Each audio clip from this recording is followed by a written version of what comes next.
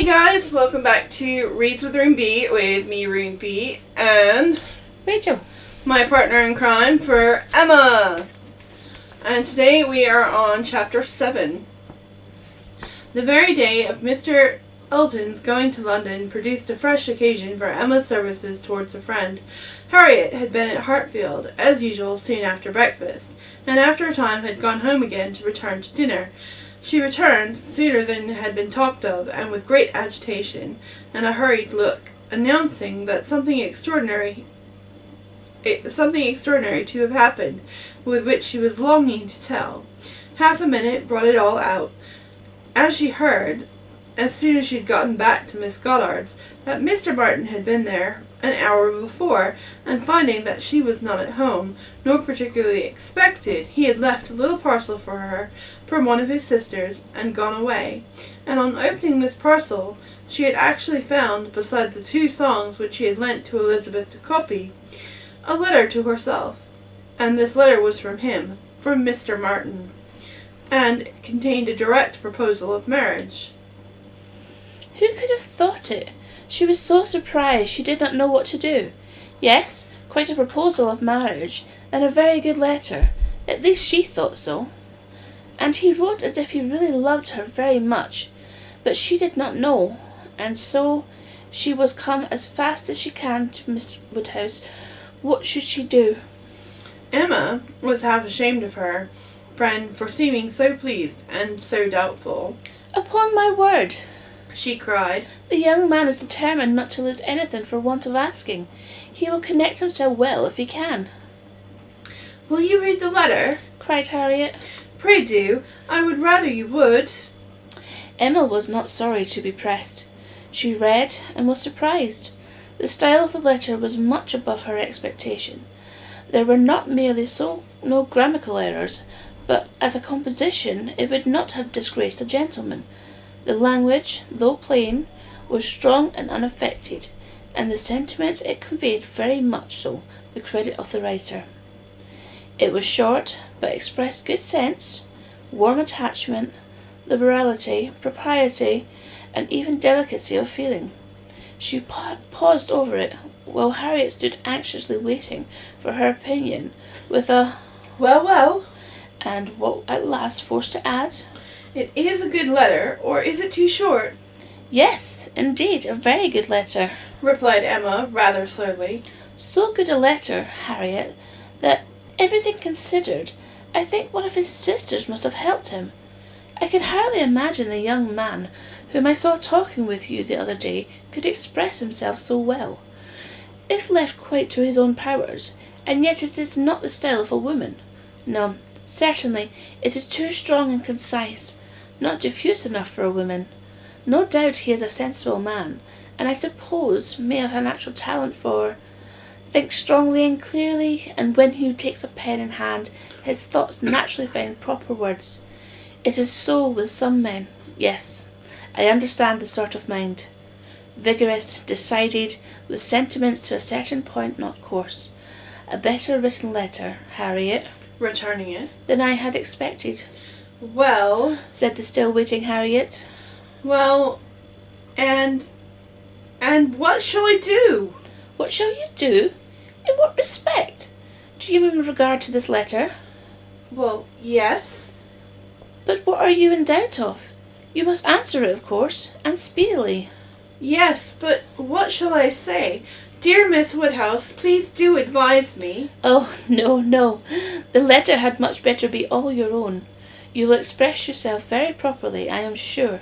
There is no danger of your not being intelligible. And in the first thing, your meaning must be unequivocal, no doubts or demurs, and such expressions of gratitude and concern for the pain you are inflicting as propriety requires, will present themselves unbidden to your mind. I am persuaded you need not be prompted to write with the appearance of sorrow for his disappointment." "You think I ought to refuse him, then?" said Harriet, looking down. "Ought to refuse him? My dear Harriet, what do you mean? Are you in any doubt as to that? I thought, but I beg your pardon, perhaps I have been under a mistake. I certainly have been misunderstanding you. if you feel in doubt as to the purport of your answer, I had imagined you were consulting me only as to the wording of it. Harriet was silent. With a little reserve of manner, Emma continued, You mean to return a favourable answer, I collect. No, I do not. That is, I do not mean... What shall I do? What would you advise me to do? Pray, dear Miss Woodhouse, tell me what I ought to do. I shall not give you any advice, Harriet. I will have nothing to do with it. This is a point on which you must settle with your own feelings. I had no notion that he liked me so very much, said Harriet, contemplating the letter. For a little while Emma persevered in her silence, but, beginning to apprehend the bewitching flattery of that letter might be too powerful, she thought it best to say, I lay it down as a general rule, Harriet, that if a woman has doubts as to whether she should accept a man or not, she certainly ought to refuse him. If she can hesitate as to yes, then she ought to say no, directly. It is not a state to be safely entered into with doubtful feelings and half a heart. I thought it my duty as a friend, and older than yourself, to say thus much to you, but I do not imagine that I want to influence you. Oh, no, I am sure you are a great deal too kind to. But if you would just advise me what I had to do best to. No, I do not mean that. As you say, one's mind ought to be quite made up. One should not be hesitating. It is a very serious thing. It would be safer to say no, perhaps. Do you think I'd better say no? Not for the world, said Emma, smiling graciously. I would advise you either way. You must be the best judge of your own happiness.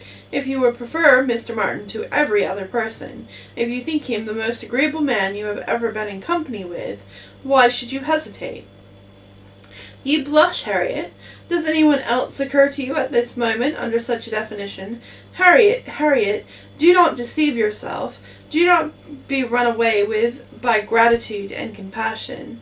At this moment, whom are you thinking of? The symptoms were favourable. Instead of answering, Harriet turned away confused, and stood thoughtfully by the fire, and though the letter was still in her hand, it was now mechanically twisted about without regard. Emma waited the result with impatience, but not without strong hopes. At last, with some hesitation, Harriet said, Miss Woodhouse, as you would not give me your opinion, I must do as well as I can by myself, and now I have quite determined, and really almost made up my mind to refuse Mr. Martin. Do you think I am right? Perfectly right, my dearest Harriet. You are doing just what you ought. While you were all in suspense, I kept my feelings to myself, but now you are so completely decided, I have no hesitation in approving. Dear Harriet, I give myself joy of this. It would have grieved me to lose your acquaintance, which must have been the consequence of your marrying Mr. Martin. While you were in the smallest degree wavering, I said nothing about it, but I would not influence, but it would have been the loss of a friend to me. I could not have visited Mrs. Robert Martin of Abbey Hill Farm. Now I am secure of you forever. Harriet had not surmised her own danger, but the idea of it struck her forcibly. You could have not visited me? She cried, looking aghast. No, to be sure you could not, but I never thought of that before. That would have been too dreadful. What an escape! Dear Miss Woodhouse, I would not give up the pleasure and honour of being intimate with you for anything in the world. Indeed, Harriet, it would have been a severe pang to lose you, but it must have been. You would have thrown yourself out of all good society, and I must have given you up. Dear me, how should I ever have borne it? It would have killed me to not come to Hartfield any more. Dear affectionate creature, you banished to Abbey Mill Farm, you confined to the society of illiterate and vulgar all your life. I wonder how the young man could have had the assurance to ask it. He must have a pretty good opinion of himself. I do not think he is conceited either, in general. said Harriet, her conscience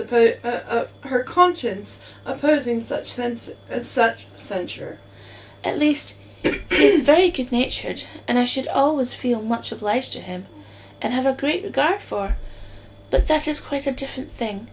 And you know, though he may like me, it does not follow that I should, and certainly I must confess that since my visiting here I have seen people, and if one comes to compare them, person and manners, there is no comparison at all. One is so very handsome and agreeable. However, I do really think Mr. Martin a very amiable young man, and I have a great opinion of him, and his being so much attached to me, and his writing such a letter. But as to leaving you, it is what I would not do upon any consideration. Thank you, my own sweet little friend. We will not be parted. A woman is not to marry a man merely because she is asked, or because he is attached to her, or can write a tolerable letter. Oh, no, and it is but a short letter, too. Emma felt the bad taste of her friend, but let it pass with a... Very true. And it would be a small consolation to her, but for the clownish manner which might be offending her at every hour of the day, to know that her husband could write a good letter. Oh, yes, very. Nobody cares for a letter. The thing is, to be always happy with pleasant companions, I am quite determined to refuse him. But how shall I do? What shall I say? Emma assured her there would be no difficulty in answering, and advised its being written directly, which was agreed to, in the hope of her assistance. And though Emma continued to protest against any assistance being wanted, it was in fact given in the formation of every sentence. The looking over his letter again, in replying to it, had been such a softening of tendency that it was particularly necessary to brace her up with a few decisive expressions, and she was so very much concerned at the idea of making him unhappy, and thought so much of what his mothers and sister would think and say, and was so anxious that they should not fancy her ungrateful, that Emma would have believed, if the young man had come her way in that moment, he would have been accepted after all. This letter, however, was written, and sealed, and sent. The business was finished, and Harriet safe. She was rather low all evening, but Emma could allow her for amiable regrets, and sometimes relieve them by speaking of her own affection, sometimes by bringing forward the idea of Mr. Elton. I shall never be invited to Abbey Mill again, was said in a rather sorrowful tone. Nor, if you were, could I ever bear to part with you, my dear Harriet. You are a great deal too necessary at Hartfield to be spared to Abbey Mill. And I am sure I should never want to go there, for I am never happy but at Hartfield. Some time afterwards it was... I think Mrs. Goddard would be very much surprised if she knew what had happened. I am sure Miss Nash would, for Miss Nash thinks her own sister very well married, and it's only a linen draper. One should be very sorry to see greater pride or refinement in the teacher of a school, Harriet. I dare say Miss Nash would envy you such an opportunity as this of being married. Even this conquest would appear valuable in her eyes. As to anything superior for you, I suppose she is quite in the dark. The attentions of a certain person can hardly be among the tittle-tattle of Highbury yet. Hitherto, I fancy you and I are the only people to whom his looks and manners have explained themselves. Harriet blushed and smiled, and said something about wondering that people should like her so much. The idea of Mr. Elton was certainly cheering, but still, after a time, she was tender-hearted again towards the rejected Mr. Martin. Now he has got my letter, she said softly. I wonder what they are all doing, whether his sisters know, if he is unhappy. And here is a picture of Mr. Elton sharing the picture that Emma drew of Harriet with his sisters and his mother.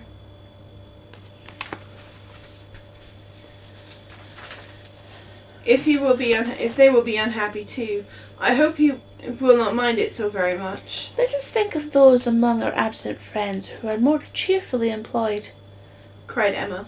At this moment, perhaps, Mr. Elton is showing your picture to his mother and sisters, telling how much more beautiful is the original, and after being asked for it 5 or 6 times, allowing them to hear your name, your own dear name. My picture? But he has left my picture in Bond Street. Has he so? Then I know nothing of Mr. Elton. No, my dear little modest Harriet, depend upon it, the picture will not be in Bond Street till just before he mounts his horse tomorrow.